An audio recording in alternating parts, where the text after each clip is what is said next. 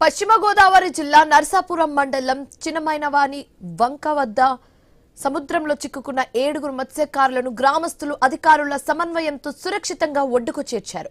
కాకినాడ నుంచి 5 రోజుల క్రితం సోనా బోటులో సముద్ర వేటకు వెళ్లిన మత్స్యకారులు బోట్ మంగళవారం ప్రమాదవశాత్తు వేములదీవి వెస్ట్ పరిధిలోని చిన్నమైనవాని లంక ఇసుక దిబ్బ వద్ద సముద్ర తీరానికి సమీపంలో చిక్కుకుపోయింది. అయితే బోటును రక్షించేందుకు మరో బోట్ అక్కడికి చేరుకున్నప్పటికీ అది కూడా మరమ్మతులకు గురి కావడంతో వెనుదిరిగింది. దీంతో మత్స్యకారులు సముద్రంలో చిక్కుకుపోయిన విషయం అధికారుల దృష్టికి తీసుకువెళ్లారు. సమాచారం అందుకున్న Narsapuram rural CI Nagaraju, SI Sharada Satish వెంటనే స్పందించి సహాయక చర్యలు చేపట్టారు. వారి ఆధ్వర్యంలో చేపట్టిన చర్యలతో 7 మత్స్యకారులను సురక్షితంగా ఒడ్డుకు చేర్చే ప్రయత్నం అయితే చేశారు. దీంతో మత్స్యకారుల కుటుంబ సభ్యులు అందరూ కూడా ఊపిరి పీల్చుకున్నారు.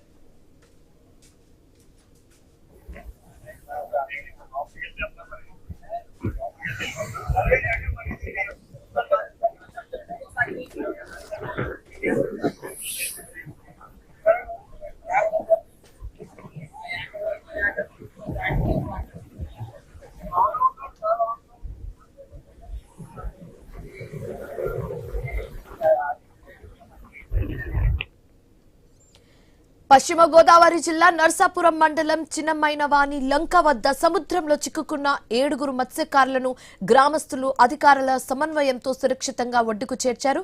ఇదే అంశానికి సంబంధించి కంప్లీట్ డీటెయిల్స్ మా కరెస్పాండెంట్ భార్గవ్ అందిస్తారు. భార్గవ్,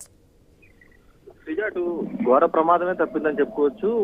సముద్రంలో వేటకు వెళ్ళినటువంటి మత్స్యకారులు అక్కడ ఉన్నటువంటి బోటు మరమ్మతులకు గురి కావడంతో సముద్రం నడిమధ్యలో నిలిచిపోయారు. ఈ తరుణంలో వారు అక్కడి నుంచి బయటకు వచ్చేందుకు అనేక ప్రయత్నాలు చేసినప్పటికీ, అలాగే స్థానికంగా ఉన్నటువంటి మరొక మత్స్యకారుల బోటు సహాయంతో వారిని కాపాడే ప్రయత్నం చేయడం కూడా విఫలమైందని చెప్పుకోవచ్చు. ఈ నేపథ్యంలోనే అటు స్థానికులు పోలీసులకు వారికి సమాచారం ఇవ్వడంతో నది మధ్యలో చిక్కుకున్నటువంటి 7 మత్స్యకారులను కూడా ప్రస్తుతం సురక్షితంగా ఒడ్డుకైతే చేర్చారు. చిన్నమైనవాని గ్రామం వద్ద ఉన్నటువంటి సముద్రంలో ఈ ఘటన అయితే చోటు చేసుకుంది. వీరంతా కాకినాడ నుంచి 5 రోజుల క్రితం సోనా బోట్లో సముద్రంలో వేటకైతే బయలుదేరారు. ఈ తరుణంలోనే వేములదేవి వెస్ట్ పరిధిలో వచ్చేసరికి ఇసుక దిబ్బల వద్ద సముద్ర తీరంలో ఈ బోట్ అయితే చిక్కుకుపోయింది.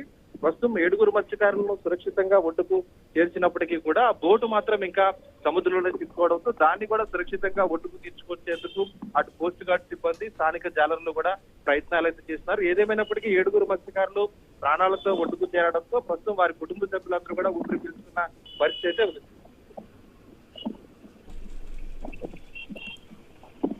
Right. Thanks for the updates, Bhargav.